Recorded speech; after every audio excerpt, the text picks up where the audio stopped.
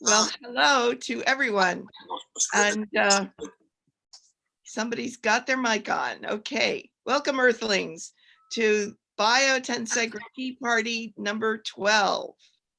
And this is ABC, the Amatsu Biotensegrity correlation. We're really excited about it. I'm Susan Lowell de Solorzano, and I'm coming to you from Washington, D.C. in North America.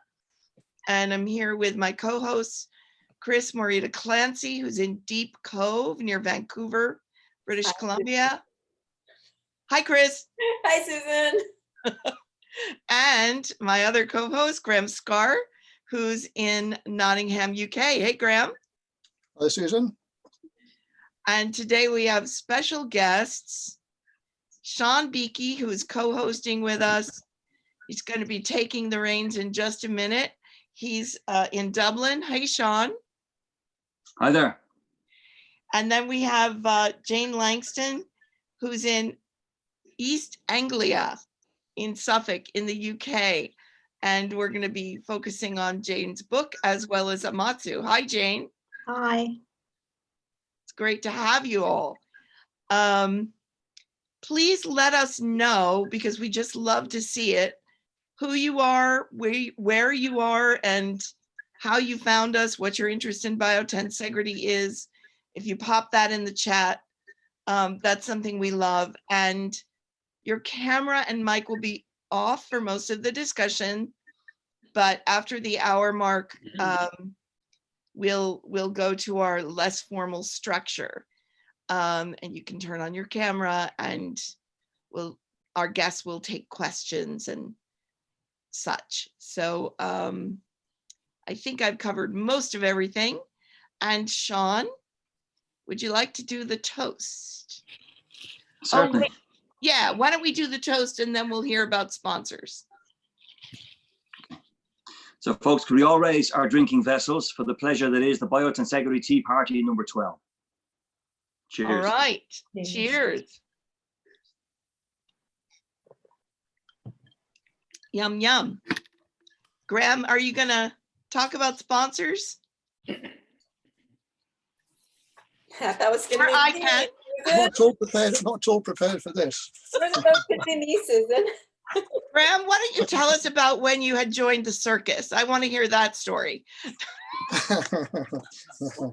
Sponsored. No, that's fine.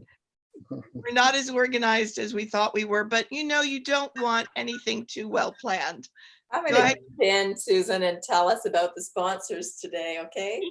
Yes. So Biotensegrity Party is a production of the SM Levin Biotensegrity Archive, and we're fulfilling part of the mission of the archive by bringing you educational opportunities and really connecting community. And we are sponsored by the good folks at Handspring Publishing. Jane, do you have your book handy so you can hold it up? I do. Jane's book, which she wrote along with Earl Abrahamson, called Muscle Testing, a Concise Manual. Thank you, Jane, because I'm sorry to say I don't have a copy of that book. We are also sponsored by Artifact Pro of Madrid, Spain, where you can find some beautiful tensegrity models of the spine, the pelvis. If you check out Biotensegrity Party number 6, you'll see some models there. Fernando's there demonstrating his models, and Embodied Biotensegrity, which is my online learning platform. Okay. Great. So thank you all for being here. And over to you, Seán. Okay, then. So I've had the pleasure of knowing Jane for a little bit less than about 20 years. And it was a great pleasure to actually come across this book that has been so beautifully written. It's a book that has the information that one would require in it, but it's presented in such a succinct and simplistic way that the user experience is actually a really nice one to have. And as such, I believe it's a book that the industry has been waiting for. Jane, could you share with the biotensegrity community what it was essentially that motivated you to write a book like this, and a little bit about your background and why that and how that informs the actual composition of this beautiful thing? Well, my background goes back to when I was 16 and I started working in hospital pathology laboratories as a biomedical scientist. I studied for a long time to get my qualifications. But when I worked in the labs, I was absolutely fascinated by anatomy. I liked physiology as well, but anatomy really ticked my boxes. I wanted to know how cells put together to form tissues, tissues form organs, and how organs fit in the body. And so that's always remained my first love. I love the detective work in trying to work out what's wrong with somebody. So the pathology of what's going on. And as I became a mum, and I'll go into this a bit more in my route to Amatsu, but I began to study Amatsu therapy, became qualified and so on, and was very fortunate enough to be awarded an award for my company, which is the Amatsu Training School. And I met a great guy called Earl Abramson, who sat next to me at the event, at this awards event. And we got chatting and he suggested that we write some books together. And we wrote a book about how to learn anatomy and physiology.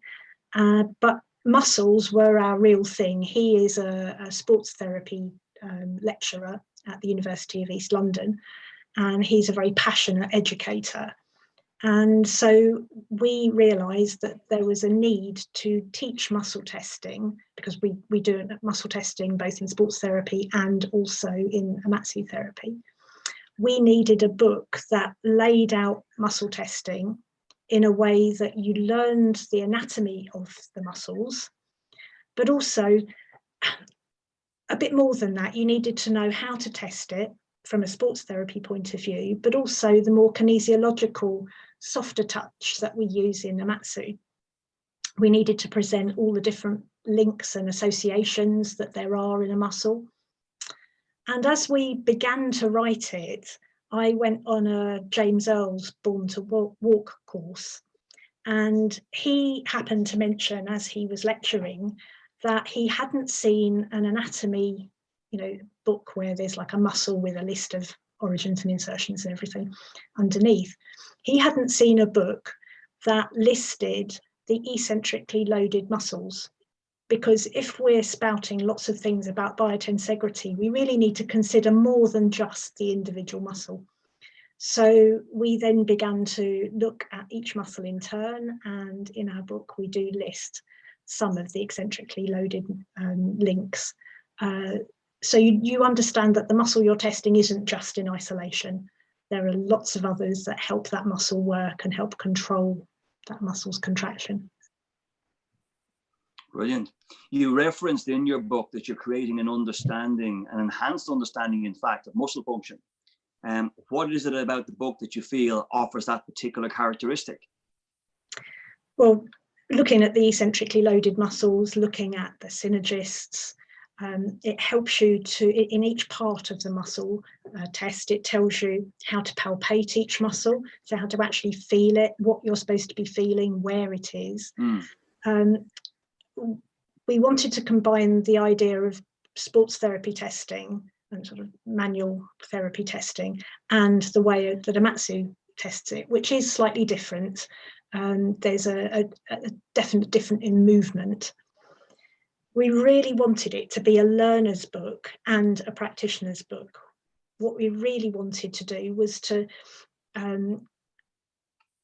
for learners to have space to write all their learnings in, and sometimes in a very busy textbook there's no space to write anything. So I campaigned for lots of white space so that you can scribble in a textbook, or that you can stick a post-it note in if you want to keep your book beautiful. We wanted the images to be slightly Disney-fied, sort of cartoonish without being babyfied, but we didn't want the photorealism that you can get in some textbooks. We wanted it to be sort of visually friendly for the learner, who can get a bit overwhelmed if something looks just a little bit too real. And I know from a dissection point of view that sometimes it doesn't look like it does in the textbook, but we know that, and we wanted it to be friendly. We also wanted it to be good for clients as well. So if you're in your clinic and you're completely qualified and you've got a client coming in, clients often want to know, what are you working on? So we added that in, these nice diagrams and pictures so that they're friendly for your clients. And then we added in all the clinical hints and tips to do with the muscle and the muscle test, so that you can cross-reference symptoms, history, and so on. And perhaps it gives you some other questions to ask, because muscle testing is just asking a question of the body. So it helps you consider the bigger picture. The book, I mean, gives you this opportunity to turn it into the learning experience that you need to, for the reasons that you've said, but you've also put in these QR codes. And as a consequence, I get this feeling that it's going to cater for all learning modalities. Is that something that you had as part of your ethos when you were putting this together? Yeah, definitely. I mean, Earl is a sort of award-winning educator. He's tip-top on all of that. And I love to teach in loads of different ways. I think there's just so many different ways of learning. And even if you're a visual learner, it could be that you like to look in a textbook or you like to look at a video.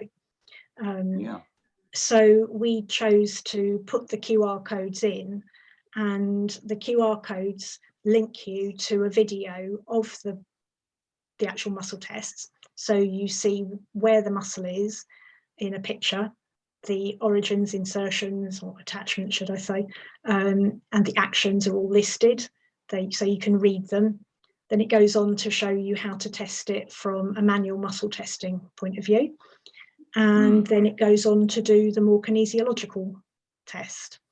It isn't narrated because we wanted people to read the text that's on the screen in their own mind. It's important that the mind, that the words and that you hear, the voice that you hear, is the one that stays in your head. And sometimes if the voice isn't quite right, then that can jar a little bit and it can make it difficult to learn. So as you read from the screen in your own voice, I suppose you could use another voice in your head if you wanted, but a voice that sticks in your head, then you can watch. But the idea is that you watch it, you do it along with the video. You can, if you're on YouTube, you can slow it down, you can change the speed. So yeah, we wanted to really to access all learning styles. And I think you've more than achieved it in that book. It's a really nice and easy learning experience. Material sometimes, as you're well aware, can be lost in the detail. And although there's no absence of detail there, it's presented in such a fashion that it's very accessible to the learner, and it's much more easily assimilated and referenced after the fact. You know, I know you've had a long time teaching Amatsu, in fact, at one particular point in time. And I know that that was something that you were quite innovative within also, but your route to Amatsu, what was it and how did you end up in a situation where you were both an Amatsu practitioner and an Amatsu tutor? Well, when I started working in the labs, I worked in all of the disciplines. Started at St Thomas's Hospital and went on to various other London teaching hospitals and Greater London. And as I was working in the labs, I specialised more into haematology and blood transfusion, which took me away from the dissection part, but I always did love dissection. I became a mum, and when I became a mum, I gave birth to a lovely little boy, but unfortunately he was very poorly. He was born with an immune deficiency, which we weren't really aware of until I went back to work, and bless him, he went into the workplace nursery and caught every infection known to man and a few more. And he was very poorly. He had sepsis a few times. He had lots of pneumonias. He was only 2 at the time, and he went on to develop atypical TB and was very poorly for a number of years. Because of his repeated infections, he had to keep having antibiotics over and over and over again. And without antibiotics, he wouldn't be here. So, you know, I'm so glad that we gave them to him. But he also then developed asthma and hyperactivity, and so was very much a very poorly little boy. When I was working in the labs, I hurt my neck one day. just I stretched and something went twang right here and the room started spinning terribly. And I thought that I had done something to my neck. My GP thought I had labyrinthitis, which we can understand. I was incredibly busy and dizzy, but I couldn't work, I couldn't drive. In those days, we used to work the most horrendous hours, and I would work all night, sort of all day, all night, all day. I couldn't do that because I couldn't drive. I could barely stand. And a colleague of mine had told me about this strange therapy that I couldn't remember what the name was, that she'd gone for treatments for migraines quite successfully. So with my dizziness, because I knew it had come from right there, go along. So I did, and my dizziness went within about 3 or 4 sessions, as well as a whole load of other things, which you don't really own up to at the time, because you've come about your neck, you come about your dizzy, you forgot about various other bits and bobs that I'd limped along with. I was a gymnast as a child, quite competitively, and I'd had a lot of injuries, and you kind of forget that you've got those injuries. But one of the days that I went for a treatment, I went for a session, I was beginning to get better at this point, and all these other little things that I thought I had were now getting better. My son came with me, must have been half term, I guess. And my son, because of his various problems, he used to get a lot of catarrh and mucus in his lungs. We used to have to give him physio to shift it. And he came with me to my Amatsu session, complete with bucket, which was just terribly gross, because his lungs were just full. And he sat with bucket on lap. He was 6 and a bit at that point. And my practitioner, my Amatsu practitioner, looked at him and said, well, what on earth is wrong with him? So I explained briefly. And he got him up on the couch and gave him his first Amatsu session. And I really didn't know what he did. He just seemed to waggle his arms and legs around a little bit. He pressed a bit here, he pressed a bit there. He was very gentle. There was nothing deep and forced at all. It was really gentle. But my son got off the couch and we went off for a drive somewhere. We were going for a day out, must have been half term. And in the car, my son, because of his hyperactivity, would have been a nightmare. Are we nearly there yet? And all that kind of stuff would start the moment you get in the car. He would fidget, he would normally kick your car seat, he would ask for a drink, nothing. There was nothing like that. He sat in the car, so still, so calm, and began to sing, looking out of the window. And my husband and I looked at each other and thought, well, what on earth is wrong with this child? He must be sickening for something, because this is not normal behaviour.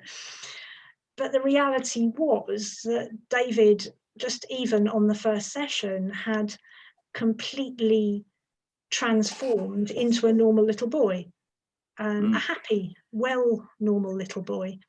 And he carried on having a number of sessions, probably about a dozen in the end. And at the end of those, we realised that David hadn't needed any antibiotics at all in that time. Now, up to that point, he'd had antibiotics every week. So it was a week on antibiotics and then a couple of days off, and then he'd be on more. And sometimes he was on antibiotics for as much as a year. So to have no antibiotics in that time was incredible. And as a scientist, I had to know how. What on earth was this therapy where you just wiggle people's arms and legs around and prod a few places? What on earth does that? That did not make sense to me.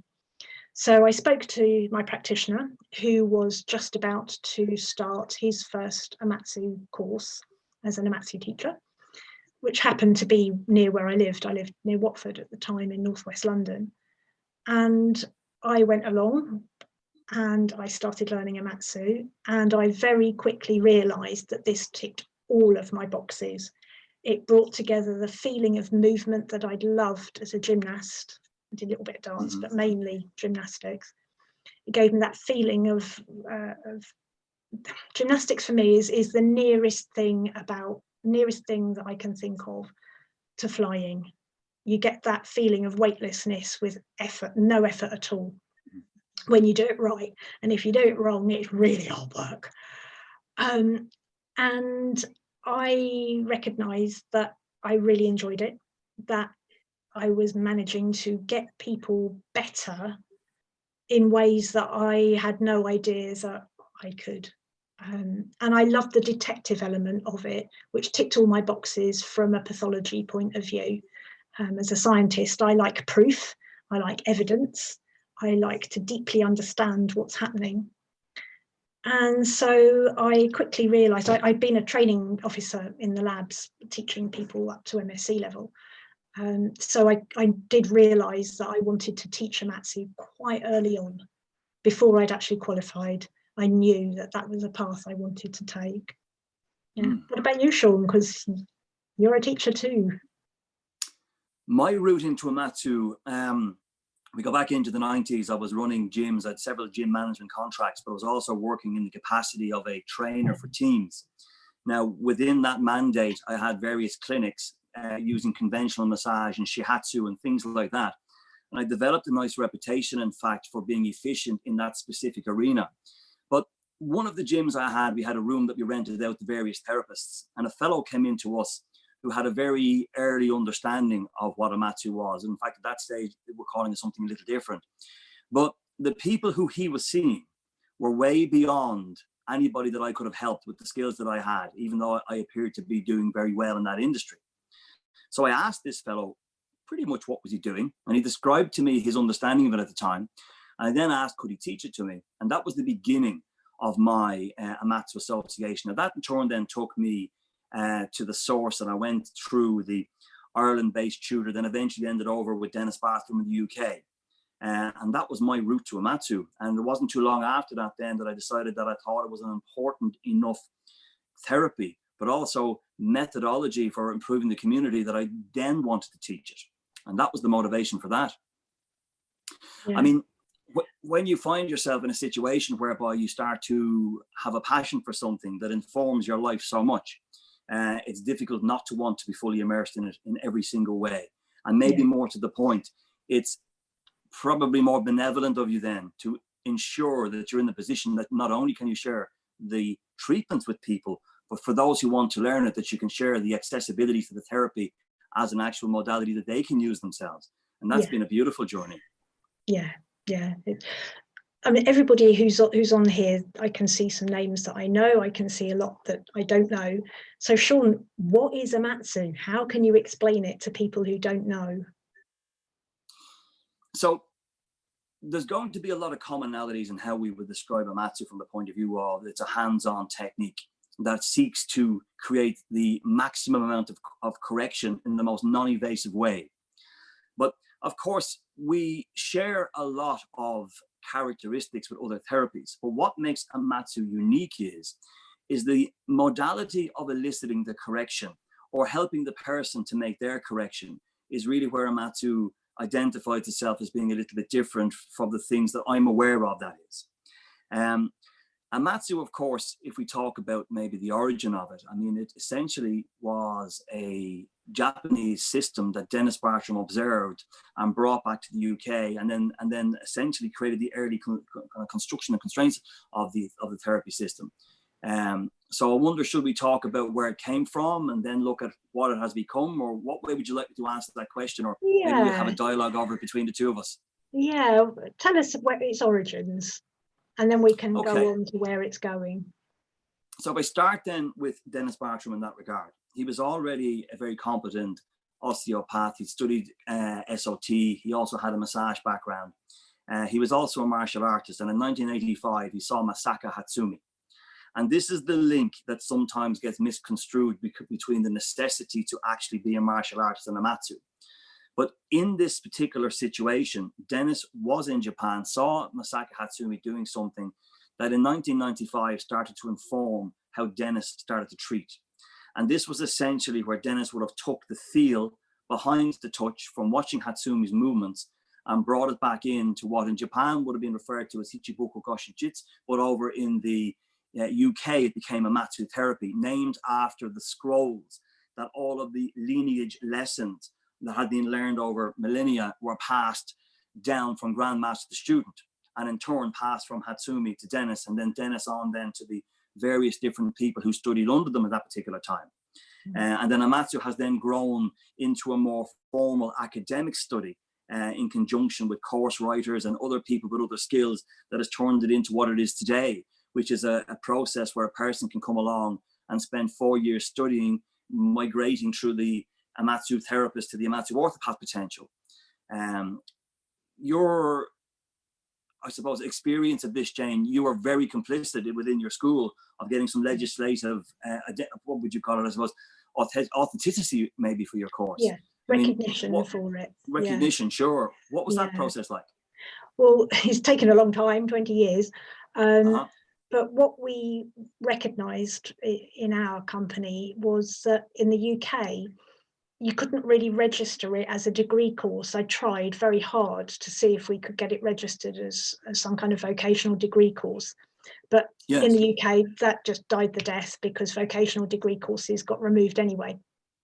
Mm-hmm. So we then looked at national occupational standards. And if anyone on this has looked at national occupational standards, you will know what a total bore it is, but also how incredibly essential they are. They actually set the minimum standard rather than the sort of way you aspire to, in both knowledge and practical application for lots of different things. And looking at the ones for therapy, we recognised that there were no national occupational standards for Amatsu therapy as it is. And Amatsu therapy fits into lots of different camps. As you said, it uses sort of different tools, which we'll come to. But we realised that it fitted into a massage-based national occupational standard, but also soft tissue therapy. So it sits nicely in those camps. And myself and my colleague Gina Lilly, we worked like crazy to go through each and every part of what we wanted to teach and create a curriculum and a syllabus that was mapped across to national occupational standards. And in order to get those, in order to reach a level of attainment, you have to be competent in each of those. So by creating good learning objectives, logbooks, so that students know exactly what they've taught. There's a record of what is taught and to what level. It was very, very lengthy. And as part of it, we then rewrote our course textbook, which we give each student.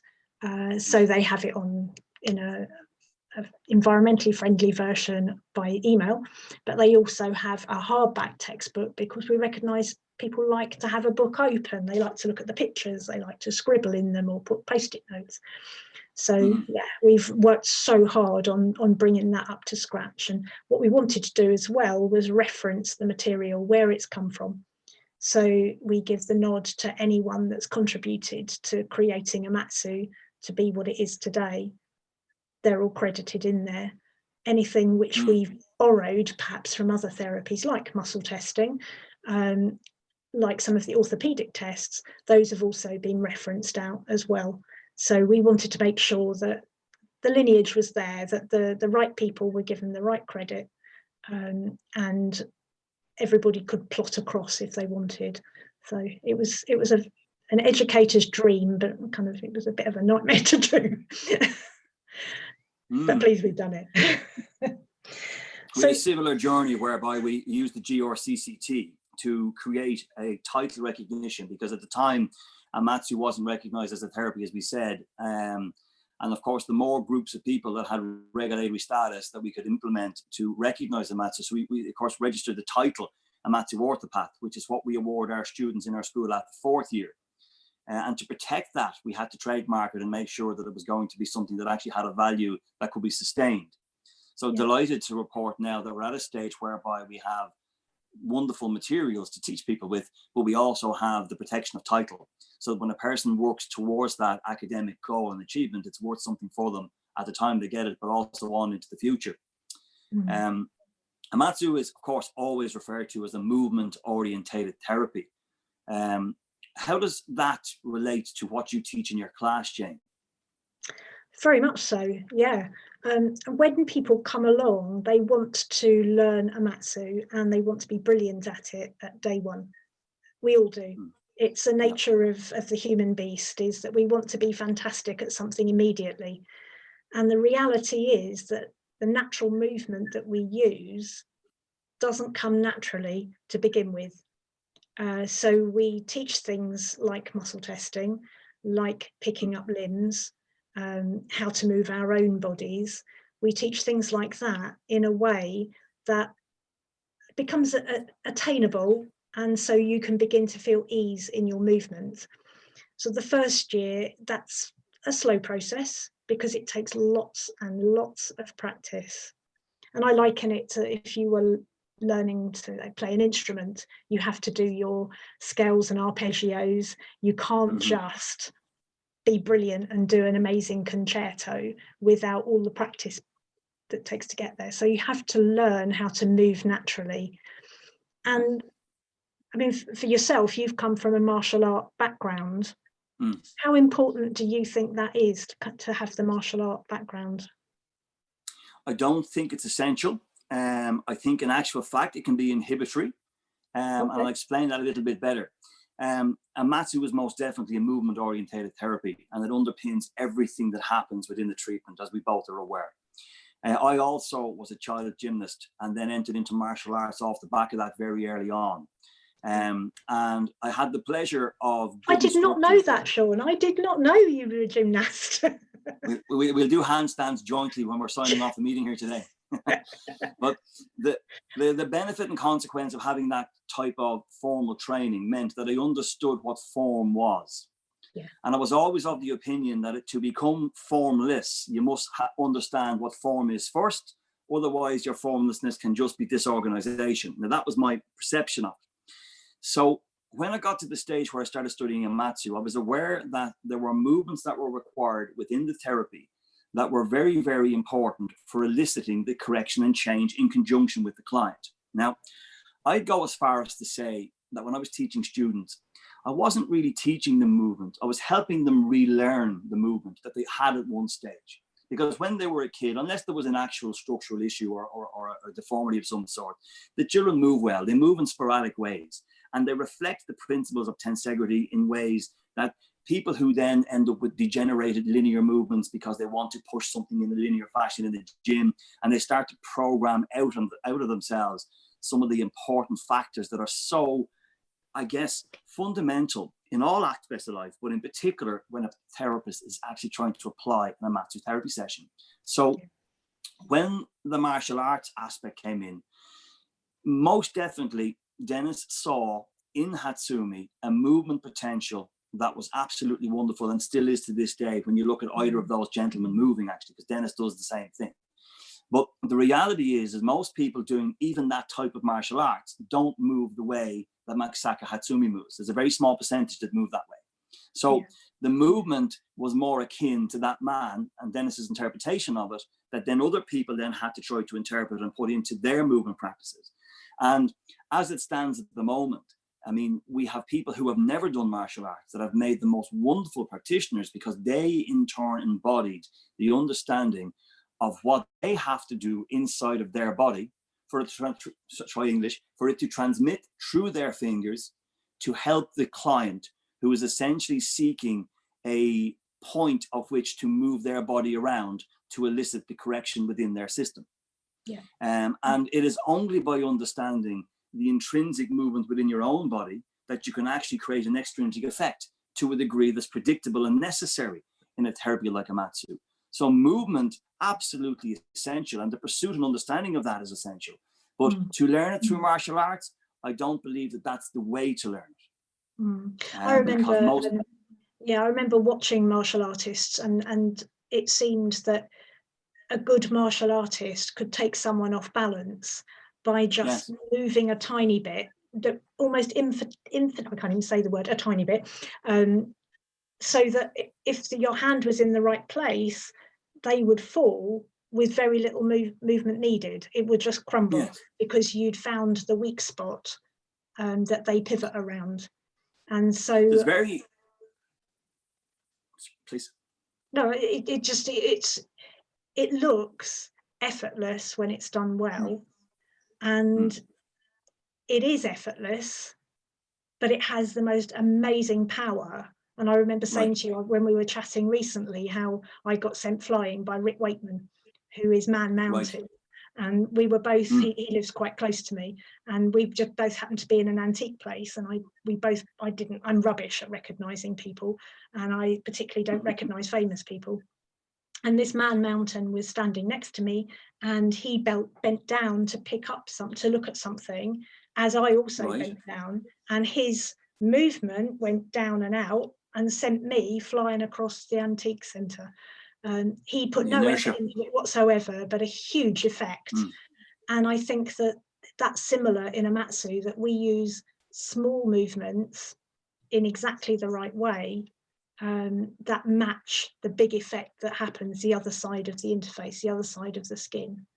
And it is a very practiced thing. So interestingly enough, it follows the same process that everybody does. They start off and they're quite hand orientated, and they're quite linear in how they apply their technique. And it's the same with an instrument, so to speak. A person is a little bit too fiddly with it. But as time goes on, and as they start to realize that the hand is only the interface that they have to cross with what happens on this side, so they become far more akin to what actually the messages are in their own body and the movements that they have in their own body, so that they can elicit the effect that they need to when they're firing off that kushu. Now, of course, we'll explain to anybody that's wondering what firing in a kushu is a little bit later. But the thing about it is there's very efficient martial artists, as an example, that can, from a viewer's perspective, effortlessly bend somebody around, knock them over. And just using simple physics and lever principles will allow that to happen. But of course, we're looking for something more. We're looking actually for an integrated feel, where there's a cooperation between the bodies that are involved in the dialogue that is the treatment. And in many senses, it's sometimes hard to discern who's actually the therapist and who's the recipient, because there's this dual dialogue. And if there isn't a dual dialogue, well, then it's not actually a therapy, then it's a trauma. Because the whole ethos of Amatsu therapy is to help elicit a change in a person's body in the most minimalistic way, from the perspective of the I guess the severity or the contact point. So we're looking for non-invasive, very passive changes that elicit a massive effect. I often say that Amatsu speaks in the same language as butterfly wing beats, because it's this idea of chaos theory. This small amount here leads to a huge effect here.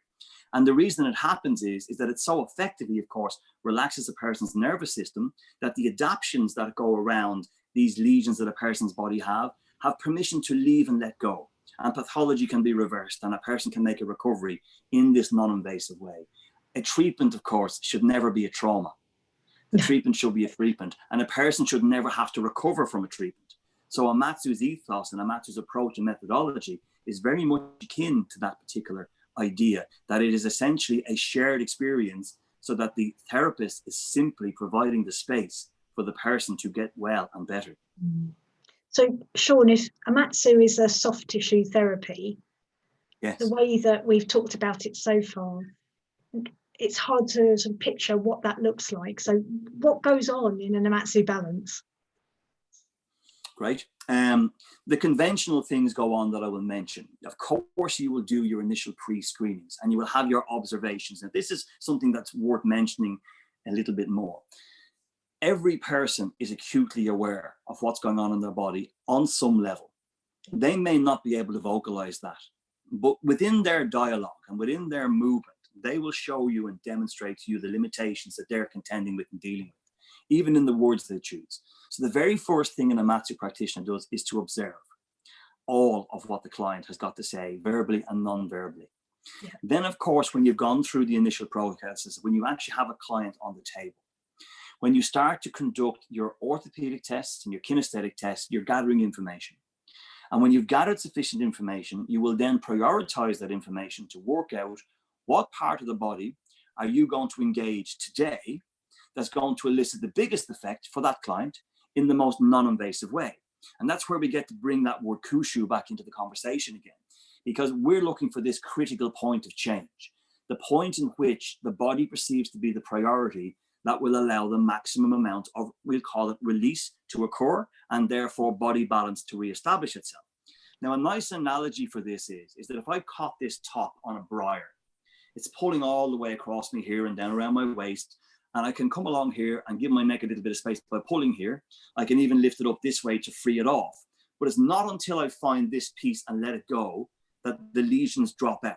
And Amatsu very much is involved and focused on trying to find these kushu points to release. And when we find one, we then engage it with a press using our feeling behind that interface, and we cross over the interface to allow the tissue to unwind in that space locally, but that has a global effect on the body, because of course, every person's body is acutely aware of what all of their body is doing all of the time.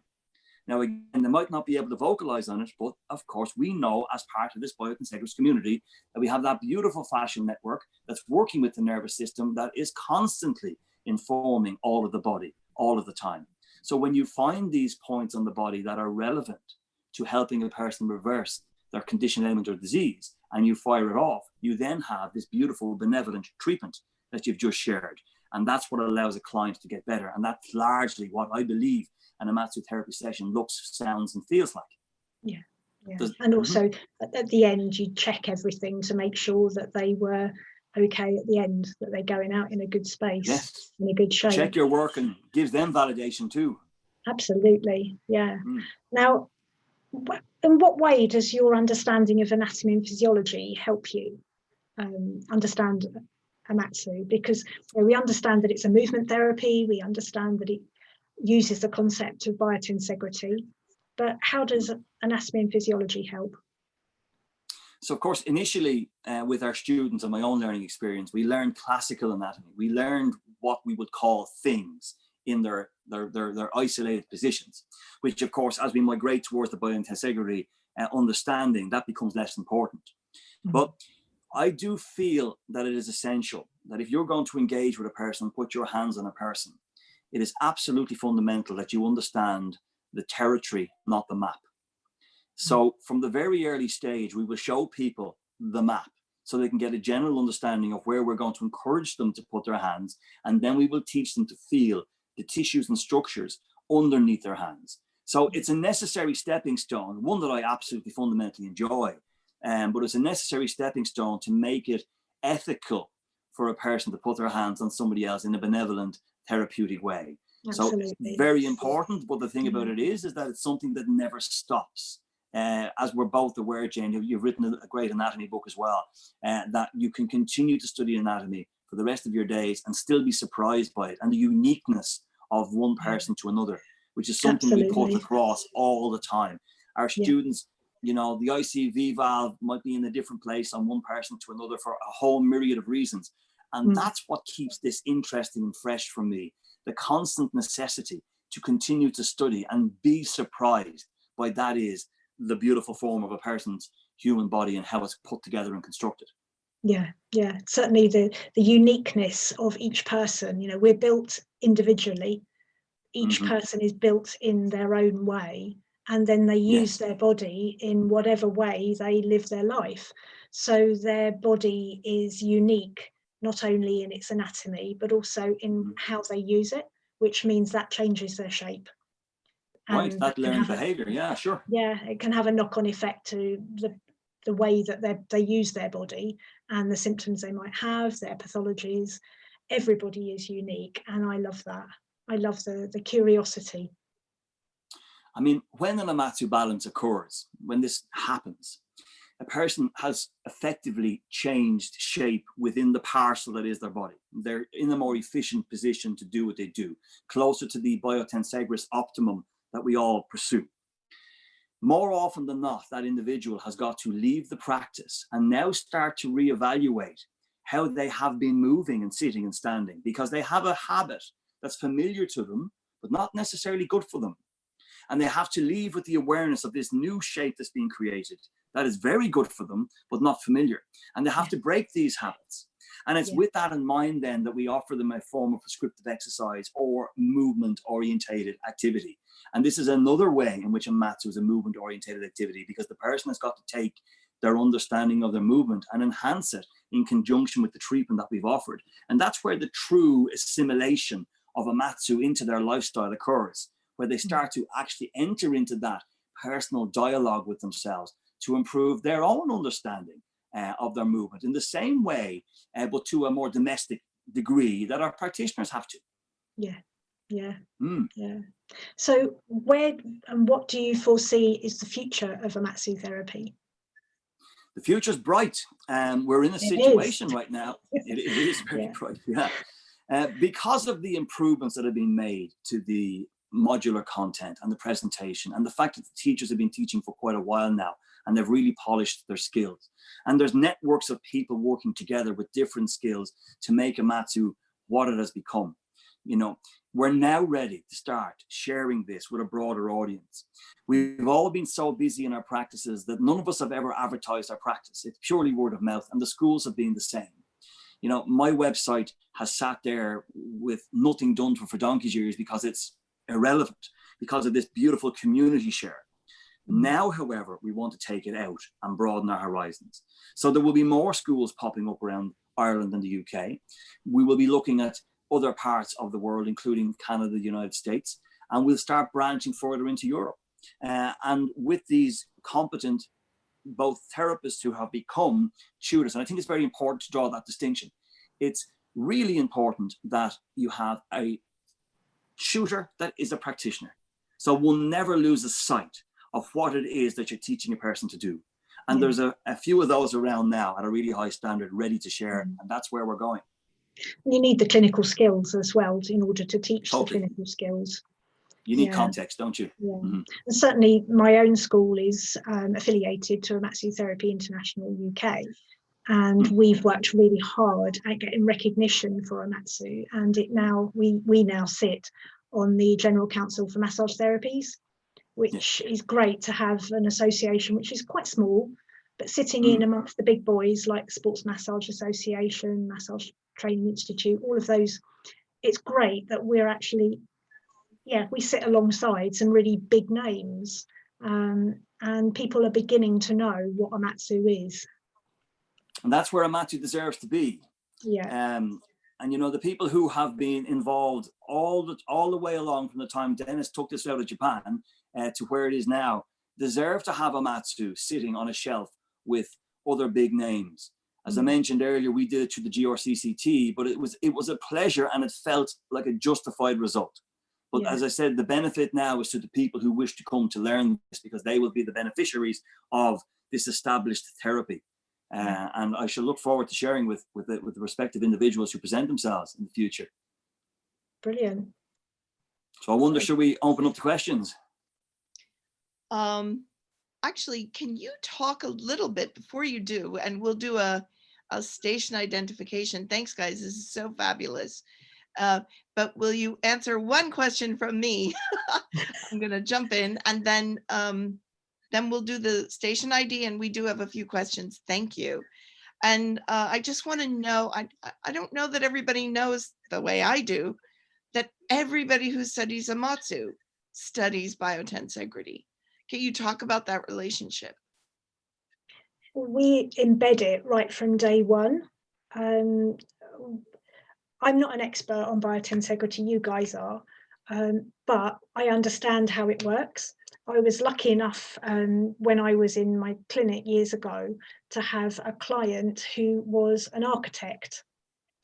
And he was great because I was trying to explain to him why the problem that he had in his wrist was related to his knee and the opposite knee. And he did fencing, you know, épées and all that kind of thing. And I'm thinking, oh, blimey, he's not an anatomist at all. How am I going to get this across to him? So I started to explain about this concept called tensegrity, and if it's in life and in the life form, then it would be biotensegrity. And he said, oh, I know what tensegrity is, the skylon, and started telling me about how much he had always admired anybody who worked in tensegrity. And at college, he'd studied it. He had photos, you know, old photos of the skylon. And so when I explained that to him, he said, well, of course, that's total sense. Of course, the body works like that. Why would it not? And I think with that absolute simplicity of somebody who's not entrenched in the classical anatomy, I think it is actually quite straightforward. It's like, well, of course, that's how the body's wired together. You know, we're meshed together to move, and one part of the body will move with everything else because we don't leave a leg behind when we walk. So by keeping it actually relatively simple, we layer on the concepts of biotensegrity using models, nice pelvis model and squish toys and things like that. And we've also had people lined up in a circle. When we had enough in the room, we could line them in a circle with linked arms. And actually, if you move one, the rest move. So yeah, we have some interesting ways of teaching it, but it is absolutely embedded in everything that we do. We also, as Seán's alluded to, the movement practice that we do uses biotensegrity. The two are almost synonymous, but they're not. You know, one's a concept, one's a movement, but we talk about the movement practice, which we call taijutsu, which means natural body movement, quite simply. And so we make it very practical, and right from day one, and you have exam questions on it too. Well, wonderful. It's great to hear. Seán, Well, what about you? What teaching do you do? So right back to the beginning where Dennis was studying Stephen's work, you know, the Biotensegrity featured, and as time has gone on, and as these groups and people, you know, like Graham wrote his book, we've found it easier to integrate the concept of tensegrity into the actual therapy and into the classes. In fact, we've made Graham's book part of the required reading for the course. But it's always been there. It's always informed the feel, the touch, and the understanding of how that interface works. And as Jane has said, we have had numerous different types of exercises and numerous different types of visual and kinesthetic modalities where we would talk to people about biotensegrity. And even when they were studying classic anatomy, we would still allude to the fact that this was only a gateway for you to understand the true behavior of the body and how it floats in suspension. Yeah. Wonderful, wonderful. All right, well, let's pause. Thanks, guys. You are watching Biotensegrity Party number 12, ABC, the Amatsu Biotensegrity Correlation. And Chris Clancy and Graham Scar and I are really happy to have Seán Beakey and Jane Langston here today to talk about Amatsu, to talk about Jane's book from Handspring. And I'll just say that back in my kind of early days of looking everywhere online for anything on biotensegrity I could find, I bumped into this amazing man, Dennis Bartram, and these videos, and he's going up a really steep wall, sort of like a mountain goat, comfortable, relaxed. And I just thought, wow. And he was talking about biotensegrity. And then after that, when I finally met Steve and I mentioned Dennis one day, he said, oh yeah, we've been friends for years. So it's wonderful to sort of get to connect through this with my biotensegrity informed Amatsu brethren, as it were. I want to say that Brilliant. too many things. I want to let people know that if it's, we love it when you pop into the chat, who you are, how you found us, what your interest in biotensegrity is, where you are in the world. We love to hear it. If you want to join us on Zoom and you're not on the Biotensegrity archive email list, you can get on it. And then you'll get a little weekly registration.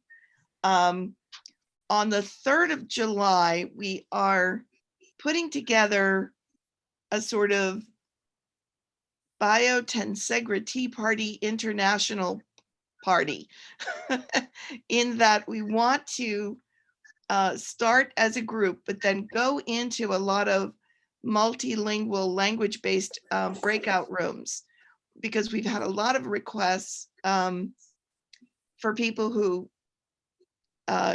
don't speak English well or at all, that they're still interested in biotensegrity, and they can join their friends who speak maybe Russian, Spanish.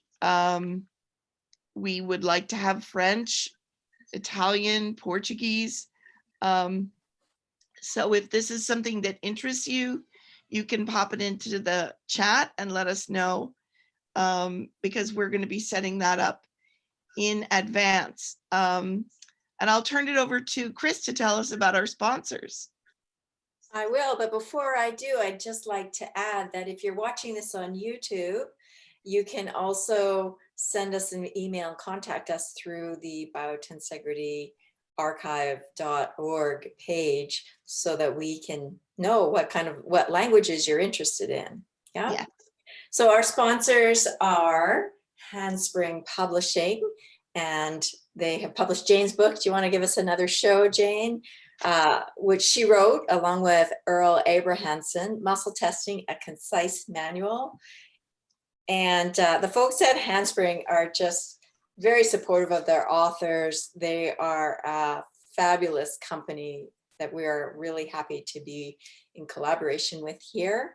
They offer people who join us on Zoom a coupon code, and using that code till the end of this month, the end of June, we're lucky enough to receive a generous discount.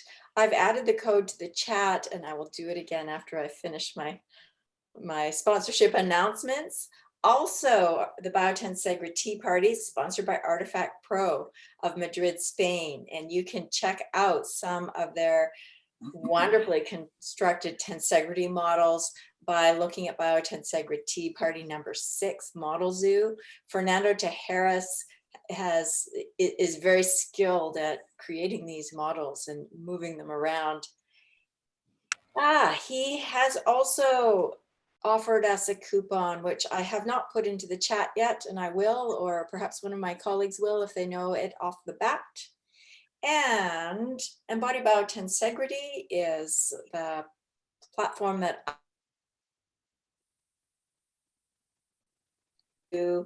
anybody who's interested and enthusiastic about biotensegrity, join me there.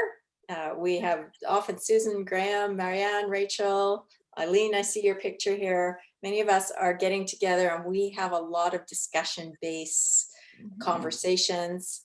Right now, there's a 28-day trial free for the membership platform. It's available to the end of the month. And next week, we start part 3 of an online course that we're running called Shifting Paradigms. And it's been a great course to be part of. So we have a bunch of questions. I think, Rachel, I know you've been keeping track as well. I think the first one maybe is from Seán. From Anastasia. Sorry, from Anastasia in New York City. A question for Seán about the origins of Amatsu is there direct derivation of the martial arts principles of Masaaki Hatsumi, especially in relation to a person finding their own upgraded, more energy efficient use of self through practice? So most certainly, Masaaki Hatsumi embodies in his movement and in his principles of application of his martial art all of the fundamental movements that are required in Amatsu. And as I said earlier on, the scrolls are the Amatsu Tatara scrolls. And that's literally the lineage of lessons that have been handed down from master to student. The master that was there present before Masaaki Hatsumi was actually called Tagematsu. But that's just a coincidence, as it turns out. But the principles in which Masaaki Hatsumi teaches his Budo, which is the martial arts, and the Taijutsu, which is the movement that features in martial arts and also in Amatsu, absolutely embodies these principles. It's just not necessarily reflected out amongst all the people who do the martial art. So I kind of draw a line between what Masaaki Hatsumi does and what all the other people who attend Bujinkan Taijutsu dojo are doing. There are some people within Bujinkan Taijutsu that do beautiful movement work, and they also are practitioners of Amatsu. So it's not a blanket statement, but the necessity to understand or to do or conduct a martial art to do Amatsu isn't necessary. And it's not to be assumed that that movement principle features all the way across the board in Bujinkan Taijutsu, but it most certainly does in the hands and feet and movement and spirit of Masaka Hatsumi. Wonderful, wonderful. From Neil Galloway, we have a question for Jane. What more do you have to say about the linkage between your kinetic therapy and the visceral improvements as you described them in your son? Yeah, I was absolutely bowled over when my son was suddenly made better. And I have to say now he's nearly 30 and he still hasn't had any antibiotics. So he's done pretty well. And what I understood at the time, and I have deepened my understanding by carrying on looking at anatomy, by learning Amatsu, is that my son's shape was not right for him. He was an interesting shape. He had a very large chest because his lungs had grown bigger because of the need for more oxygen. He was born in a rather strange position. He was born like Superman, came out hand first. So that put a twist in him. And so as he grew, he'd formed a shape that was not healthy for his body. And what Amatsu did was look for which muscles are dysfunctional, for want of a better word, which muscles are implicated in holding him in that shape, and where in David's body would the practitioner have to look in order to correct that. Now, there's lots of links to do with vertebra, to do with specific muscles, have visceral links, both neurological and also energetic. But actually looking at the housing of his thorax, the housing of his abdomen, you could see that there would be more pressure put on certain organs than others. And for my son, his spleen and his lymphatics were hugely implicated, that the area around his spleen was very squashed and tight. And that makes sense, really, because of his immune function. And his lymphatics, his upper part of his chest, was also quite crowded. His diaphragm worked overtime, and his liver was squished over to one side as well, simply because of the shape that he was in. And it was obvious to me that he was lopsided, but you know, I'm a scientist. Lopsided was as far as I went. I didn't look beyond that until I started learning Amatsu. So, Wow. When we look at a shape, we have to think of what is within and which organs will be having too much pressure or not enough pressure or being squished to one side, and work out how we can correct that shape by working elsewhere in the body. There's no point in delving in and trying to move his spleen. For a start, you can't. And secondly, it's not going to stay there even if you could. So you've got to work on the whole housing and get a better shape. Nice. Thank you. Thank you. Does that explain your question? Well, I think he'll ask a follow-up. Honestly, there are so many questions in the chat right now that I'm quite behind. So let's see if I can move through. I'll say that Fernando Tejero, our wonderful sponsor from Artifact Pro, is watching on YouTube, and he wants to know, is there a specific application for the skin in the Amatsu therapy framework? Not yes, but no, but kind of thing. Not separate from, maybe, or? Well, your skin holds you all together, isn't it? It's your outer coating. But if that skin is at the wrong tension, then you've got to wonder why. Is it because of a scar? Is it because of a pull elsewhere? So it's kind of that's a question which I haven't really got an answer to, apart from the fact that there will be pulls to the tissue because of the shape you're in. So Seán, what do you say? Similar to yourself, I mean, Hilton's law will dictate, of course, that there's going to be a change to all of the tissue along the line of the nerve, right? So we would often use the skin by way of interpreting what's happening underneath.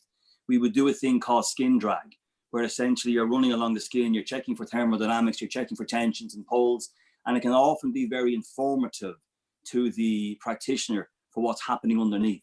Now, if there is tessellation specific to the skin from a person's perception, we know from a tensegrist perspective that the skin will lead down into the tissues through the skin ligaments and through the actual fascial connections, and can cause problems at that level.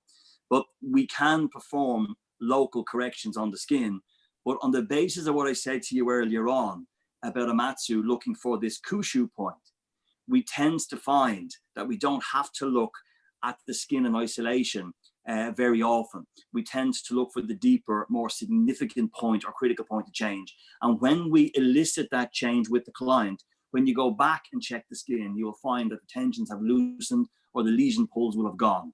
So it's totally involved, but it's not that it's deprioritized, but it's only exceptionally relevant when actually the skin is where you find the Kushu point. Yeah. Hopefully that helps. And the Kushu can be at different levels. It could be very superficial, so it could be just superficial fascia level, or it could be much deeper. And we've got methods of testing, using muscle testing, to work out how deep one needs to work. Great. Question for Seán from Mary Murray, who was in some of your movement classes, found them very beneficial to her practice and her own exercise. So do you consider that part of Amatsu, she asks? So those classes are based upon a principle called the Biota method. Now, Amatsu, as we said earlier on, has got movement within it, but the Biota method is a principle that I have got that incorporates both movement, psychology, and how to integrate it into your daily life. You'll also find a similar type of activity under Dennis's school called the orthobalance. Now they're different. My Biota, his orthobalance are different, but fundamentally it is the movement that will feature in Amatsu, but the class that Mary was in would have more in it for the person who's attending that seminar. And we teach people actively how to move, to learn what the characteristics of these movements are, how to embody them, and then how to take them out into their real life. And then we give them supportive psychological and meditative constructs with that to help them essentially integrate it in a way that's more passive for them and more akin to what they believe to be their intrinsic conscious and awareness of free flow. Oh, great. Can you, Seán, would you mind typing those out, those words, those Sure. names in the chat, just so people have it, so they can do a search on it for themselves. Now let's see. People are saying, Jane, they're very excited. They're buying your book. Good. And Kimi Hasegawa in Vermont wants to know, how can she learn more? So I know you're going to be bringing it over to the Americas at some point, I guess specifically North America. She's a physical therapist, specializes in core movement. So she's looking for how she can learn more. And I think you talked about that already a little bit. You're going to be doing some online stuff as well, right? Yeah, that's Seán's baby. So the process of teaching Amatsu has got to be done in person, from the perspective that we have to teach the methodologies, we have to teach the movement. We will most certainly be looking at opening schools up around the world and in a phased format. We've been slightly scuppered at the moment by the COVID situation, so our timetables have been skewed somewhat, but the intentions, desire, and the necessity still exist. The online part of it is simply just the learning aspect of it that can be done from an academic perspective. And we can certainly send manuals, modules, and the relevant information for a person to not only learn and assimilate, but for them to be tested and corrected and supervised through. But pretty soon on the website, we'll start to see dates re-emerging once again, once we get to the other side of this COVID restriction. And that's where people will be able to interface with us or any other school that's out there and choose a school location and a tutor that they will enjoy learning under. That's great. So for somebody who doesn't know anything about muscle testing, you know, oh, my biceps got a C minus. And the relationship of that to biotensegrity and how you define it, that would be Yeah.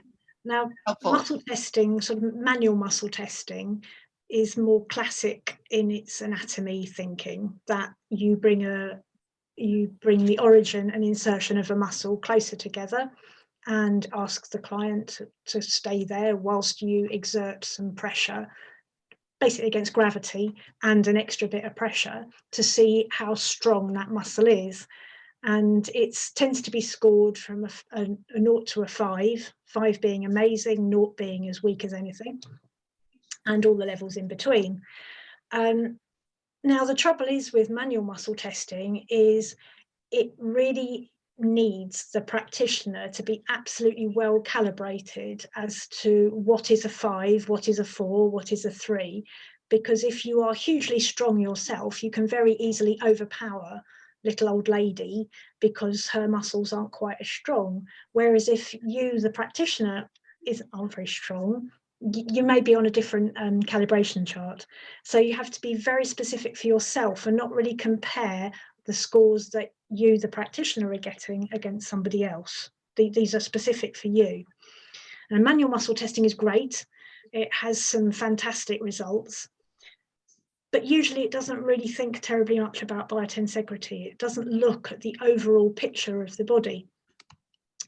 You have to keep plotting out and out and out and keep assessing more and more muscles to help you get that 3-dimensional or 4-dimensional picture of what's happening in the body. The way that we use muscle testing in Amatsu is that we use our natural body movement as part of the test. So when we pick a limb up to test it, we still bring the attachments, the origin and insertion, closer together. We put the limb in about halfway position of its action, of the muscle's action. But then we, the practitioner, just simply rock our bodies slightly. And by rocking our body, we can feel if their body responds to our body moving. Mm-hmm. Mm-hmm. And so we are that 50-50. And if we're 50-50 and the muscle is firing up, the limb doesn't move and the practitioner doesn't move much either. Interesting. If you move your body and too much movement happens and the limb moves, then the muscle is classed as weak. Thank you. Yeah. So we're going to let people ask their own questions because I like to, we like everybody to be able to be seen and heard as much as possible. And so I'm wondering, Carol, are you around? You have a question about fascial restrictions. Can you unmute and pop your camera on? And thank you.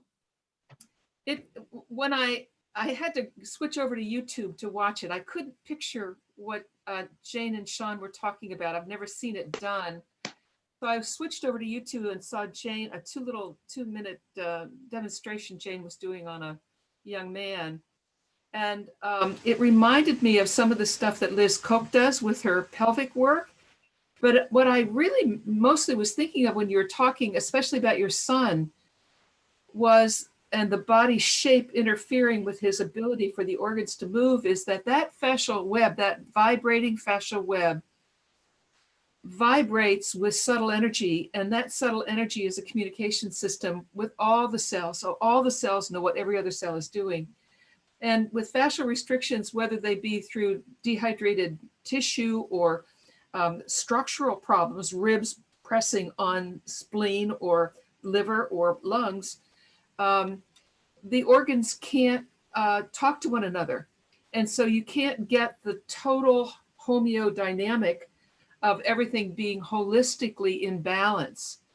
And so it seems to me that what you're doing is finding the fascial code, and used in John Sharkey's words, that the fascial code that interferes with the subtle energy communication of cells with each other, not just, and that gets then translated into movement disorders and and structural disorders that we can see.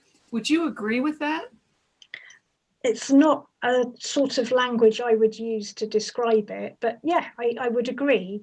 But I also think it's more than that. For my son, he had an actual genetic condition. The genetic condition meant that his immune system didn't work properly. Now, some of that exhibited in structural ways. It was also on his DNA, it was in his white blood cells, and so on. So there's chemical effect. There's, you know, the whole immune system, both cellular and chemical. And yes, definitely there will be some energetics there. So I think it's, yes, what you said and more. That's Well, great. the theory is that, and I'll just finish with this, that the theory is that once we get holistic balance, and the immune system will correct itself, especially with what we know about epigenetics. It doesn't mean just because you're born with a certain genetic defect, it doesn't mean that what we do as epigenetically might be able to reverse some of that, a lot of it, and bring you back into balance. And I think that's the pure power of what we're doing with biotensegrity and fascial release. It's certainly very, very powerful. And when I took my son back to the GP, he said, I don't know what you're doing with him, but just carry on doing it. Yeah. Oh, I will. great. Carol, you had a question, Carol Boggs. And I'm wondering if, do you know? Okay, great. Maybe it got answered. And what about you, Neil? Are you there, Neil Galloway? Do you want to ask your question? Can you unmute? Thank you, Susan. I'm interested in the conversation between Western medicine and Eastern methodologies. And I wonder whether Jane has learned any nuggets about how to breach the gulf between Eastern and Western as we all try to make soil with water. Yeah, it's a really good question, Niall. I think that I've learned that in order to bridge the gap between Eastern and Western, I think you have to learn both sides and you have to be able to speak the language of both sides. So that if you're talking to a GP or a clinical scientist of some form, then you need to be able to talk in that way rather than go off down a path that they don't understand. You have to teach the person you're trying to explain it to in words that they understand. And I've certainly had to do that quite a lot.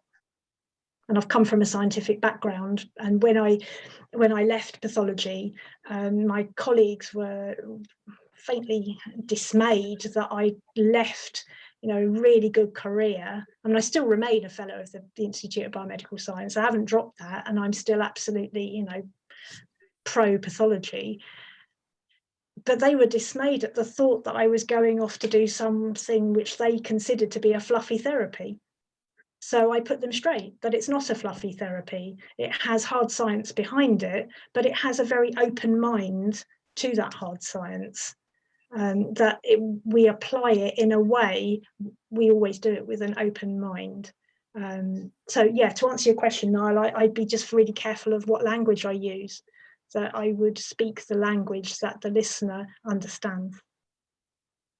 Thank you. That's great. Thank you. Eleanor, I'm trying to unmute you. I know you have a question.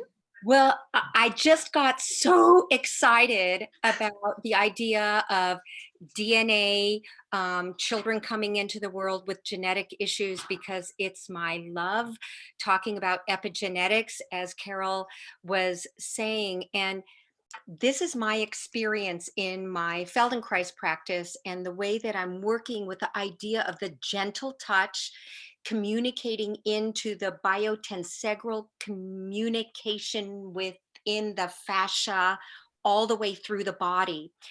When you put your hands on someone in that soft, gentle way that has DNA methylation issues, and it could be methylation pathway issues, so it interferes in the functioning of health and wellness and movement in the person, that when we can really make that communication into the fascia, through the whole body, with the tensegrity within the tissue. We enhance the flow systems. And when we enhance these flow systems, then whatever is getting stuck due to what they were born with, the DNA methylation pathway stuckness, and therefore one thing can't turn into the next thing, which doesn't become the neurotransmitters, and then we end up with a child that has hyperactivity, or end up with someone that's getting sick a lot, or movement disorders.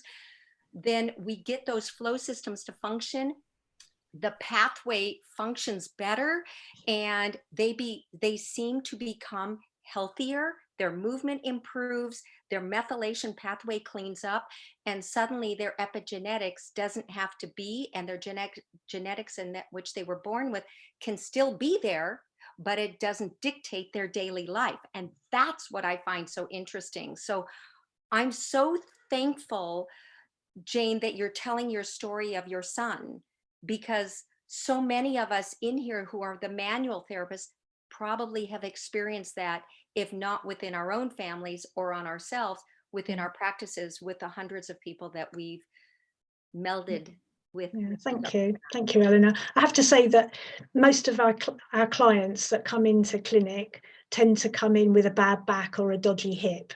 They don't come in with genetic problems. You know, and I think that if you were going to see an osteopath or a massage therapist, these are, you know, headaches, that kind of thing. That's why people come in our door. And I was just blown away that, you know, my son had this, and it made such a massive difference. And it was the catalyst for me to learn, to train, and to go on and teach. So yeah, thank you, Eleanor. That's great. I want to let everyone know we've probably got about 15 more minutes. I'm going to ask a question about the martial arts piece and how it relates to the therapy. I think of Amatsu, the martial arts piece, being in the school of the, what in Tai Chi world, Chinese martial arts world, we would call internal martial arts, sometimes gets called soft. When you're connecting with someone with Tai Chi, you want it to be really about as light as possible. Anything where you're using actively engaged muscles or anything like that, to my mind, it would just set up an impedance wave, sort of. That's how I think of it. That would prohibit you from being able to make that connection, one body to another, where just, again, in Tai Chi parlance, they would say you then become one chi with the other person. So you're listening to the two systems together. So I can see how that would relate to the effectiveness of light touch in therapy.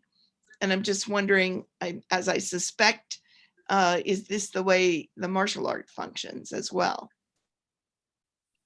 Seán? Yeah. So again, I'll draw a reference to the fact that martial arts encompasses and embodies quite an array of different types of styles. They're wide and varied of different principles of application. Masaka Hatsumi practices Bujinkan Taijutsu, and he most definitely moves in a way that is very conducive to applying the therapy that we are talking about here today, Amatsu therapy. And if one was to emulate the principles of his movement, you could look at it this way. The Taijutsu that he applies represents about 45%. The Amatsu itself represents about 45%. Now, if we consider the martial side of that to be, you know, the black of the yin yang, the therapy to be the white, or whatever way you want to represent that, it is the ring that binds them that gives you the 10%. So to truly understand the therapy, you have to understand the movement. But what we're advocating is that you don't have to get that movement from the martial arts. But if you were to get it from martial arts, you will be trying to emulate Masaka Hatsumi's movement within that martial art, which is truly wonderful. But it doesn't necessarily filter down through all of the other instructors that are within that particular discipline. And it most certainly doesn't transcend into some of the other types of martial arts that are there. But if we are talking about the Tai Chi correlation, that will be taijits for us in Bujinkan, and that is essential for Amatsu to be conducted in a very efficient way. Thank you. Let's see. Steve, did you want to say something about the connection to dynamical diseases? You're muted, Steve. Hold on just a sec. I'm going to unmute you. Try again. I'm unmuted. Okay. Yes, there is a article in Perspectives in Biological Dynamics and Theoretical Medicine from the Annals of the New York Academy of Medicine, 1987. Goes back a little. But they talked about a concept called dynamical diseases. And that's what all you people are talking about, and that's what all you people are treating, as opposed to the infections and things like that that allopathic medicine knows about. So what you're treating is each one, no matter what you've said, everything you said have fit, and it doesn't matter who said it. They've all fit into this concept of dynamical diseases, diseases of the dynamics of the biologic system. So we ought to call it what it is then. We're treating dynamical diseases. And I think since it is an official title given in an official medical journal, then it's something that we can adopt and discuss with across disciplines. Steve, I think the example you gave me was when we get hives versus when we get pneumonia, and when certain things do or do not or can or cannot leave traces in the body. Things like irritable bowel syndrome, a whole slew of urinary and gynecologic problems, hives attack, sneezing. All these things have to do with the dynamics of the body rather than any specific disease. And the characteristic of them is often they very suddenly occur and can just as easily suddenly disappear. And that's why you are successful in doing something that suddenly changes everything and completely reverses something, because you change the dynamics of the system. And it's also why allopathic medical people don't understand it, because they don't treat those kind of diseases. Everything they have is linear. So if they treat pneumonia, it takes a while for that system to adapt itself. But in a dynamical disease, it often could be just, you give it a kickstart and it reestablishes the whole body system. So as it says, it's well described in this 1987 book right here that I just happen to have handy. Oh, I don't know if you can see it. Sort of disappears because it's green. And right, you've got the green screen thing going on, Steve. It disappears behind me. Yeah. But it's it's a book that's in my library that just talks about that. So we all treat dynamical diseases, and now you have an official medical title for it. Nice. And the other thing I want to say is my wife, Olga, we've been married 20 years. I was in, actually I got in touch with the Amatsu people back in, where you got it? That was in 2006, I think. 2006. So I've been, when I was made an official member of the Amatsu Steve, would you hold that up, because I can see people leaning forward to try and read it. I'm just going to make you bigger. There we go. There we go. That was Amatsu Association of Ireland in 2006. So I'm a lifetime member. And my wife Olga, I go around all over, going to all these meetings, and Olga takes advantage and gets a treatment every place she goes. So she's been treated by everybody doing everything. And she says that the best treatment she ever has, of course, I don't count, but the best treatment she's ever had was from Dennis doing his Amatsu work in Ireland. It's actually in England at the time. So I'm just giving a testimonial for you. That's great. I'm going to invite people, whoever has a question. We've only got another couple of minutes here. Just unmute and jump in. Wilbur, do you want to jump in? I think Wilbur's got a question. Wilbur, you there? Oh, I think. There you are. Are you? Can you Wilbur? hear me? Yes. Hi. Yeah. I was wondering as Steve was talking about the dynamic disease, the new term that's used now in CAM, in complementary and alternative medicine field, is what we call mobility diseases. And these are very similar. It's the same thing, where he talks about not just about the things about static infections, but motility diseases having to do with what he talks about, things like, you know, bowel issues, or stuff having to do with the smooth muscles of the bowel. How does our stress levels affect things like that? And so that's a new term. I think it's the same thing. Would you agree, Steve? It's very similar, because in CAM, in complementary and alternative medicine, that's the term that's being used now, called motility diseases. Myself, yeah. Yeah, it certainly sounds the same. The thing about dynamical disease is that it's much more, it's a much broader term that incorporates all these different things of the dynamics of the biologic system, rather than infection and things where you can see pathologic changes. These are changes in the system dynamics. And again, this is a term that has been used in allopathic medicine with the MDs and all that. So it's a way of being able to legitimately communicate with them and say, okay, we're talking about a disease that you're, you know, a system problem that you're familiar with, dynamic, or should be familiar with, dynamical diseases. And then you point out things like benign cardiac arrhythmias, asthma attacks, all these kind of things are all parts of the dynamical irritable bowel syndrome, are all dynamical diseases. So they fit into that category very nicely. And so do a lot of the psychological problems seem to fit into that as well. The chair of that meeting was a psychiatrist at in NIH. Anyway, so I think it's good to be able to have a term that you can communicate with and say, look, this is a term that should be familiar to you, and we're working in that part of it. So I think it's a broader term. Great. I don't know, Yeah, that's great. Anybody else? I'm looking for that article, Steve, because I know that I found it somewhere. I just posted the link to it, Susan. Oh, okay. Thank you, Rachel. I will stop.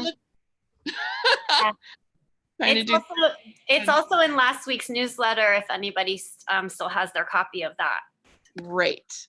and you can also find links to the newsletter on the Biotensegrity Archive Facebook page. Oh, wonderful. Any of them. Yes, that's a point. Always save your newsletters, because there's so much in them.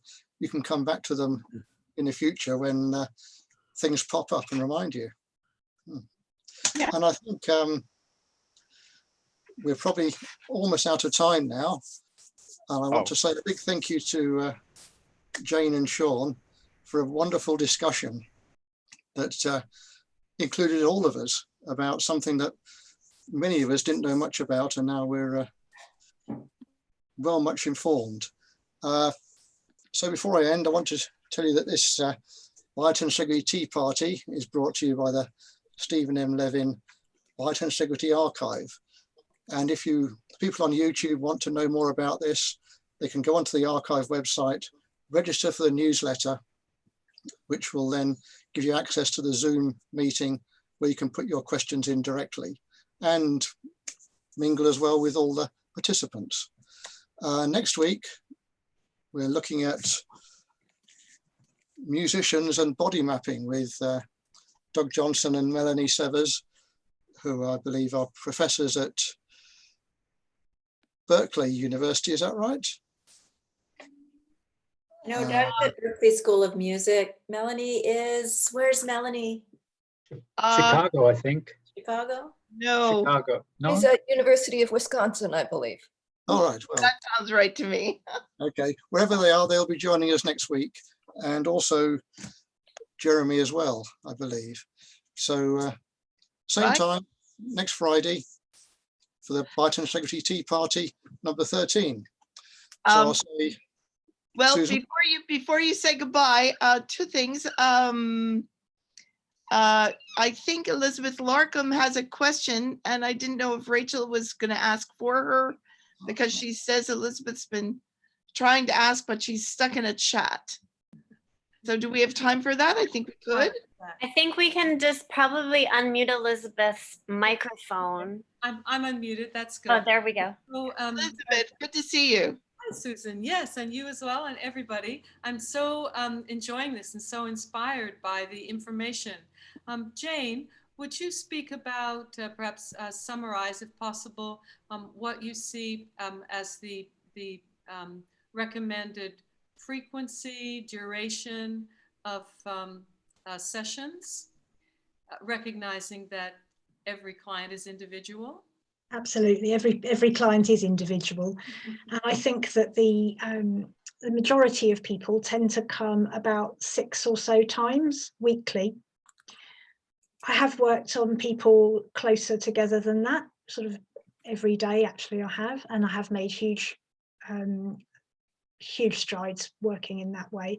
But we need people to go out and live in their new body.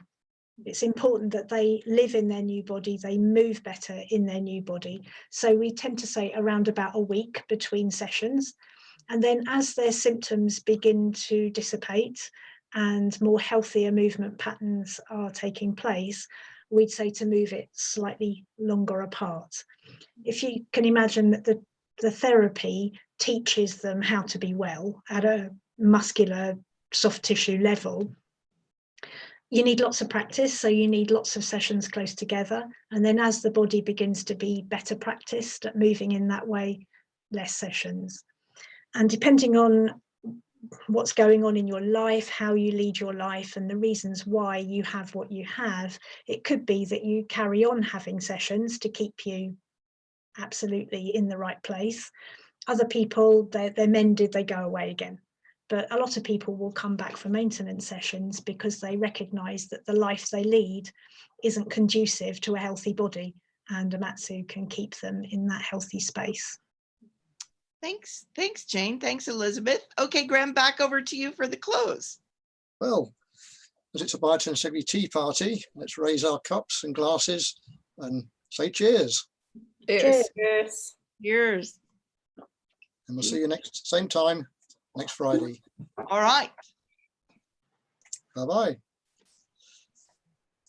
Thanks for coming.